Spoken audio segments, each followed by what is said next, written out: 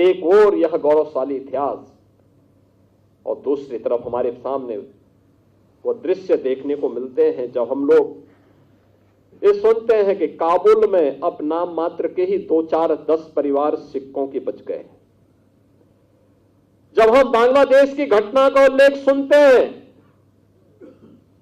जब हम लोग पाकिस्तान के अंदर होने वाले अत्याचारों के बारे में सुनते हैं,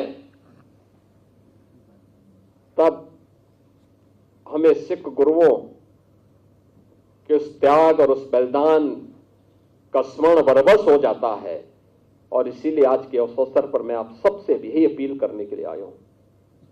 मैं आप सबसे यही अपील करूंगा और मेरा विनम्र अनुरोध होगा,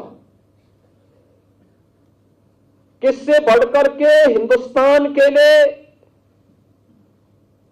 हिंदू हो या सिख है, इन सब के लिए दूसरी प्रेरणा गुरु नानक देव जी से लेकर के गुरु गोविंद सिंह जी महाराज तक जो आदर्श इन सिख गुरुओं ने हम सब के लिए रखा है, वही हम सबको आगे बढ़ने के लिए एक नई ऊर्जा देगा। उन्हीं का आशीर्वाद हम सबकी प्रेरणा है और उस प्रेरणा से जब हम लोग आगे बढ़ेंगे तब काबुल होने से बच पाएंगे, तब बांग्लादेश होने से बच पाएंगे, तब किसी ननकाना साहब के लिए हमें आंदोलन या संघर्ष करने की नौबत नहीं आएगी, बल्कि स्वतःस्फूर्त भाव के साथ वो हम सबको प्राप्त होगा।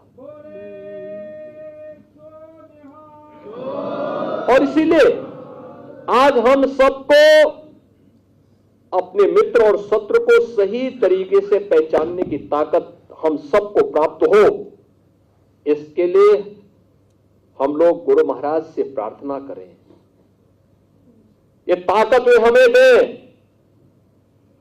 कौन वे लोग हैं जो देश की जुझारू कौम को,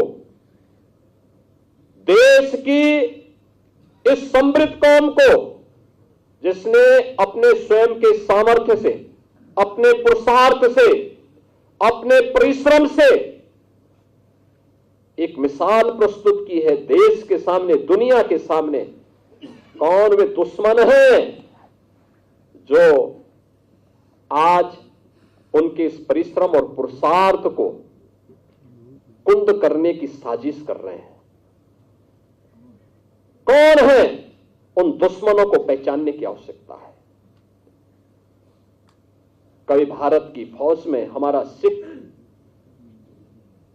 एक बड़ी संख्या में जाकर के भारत की सुरक्षा के लिए अपने आप को समर्पित करता था।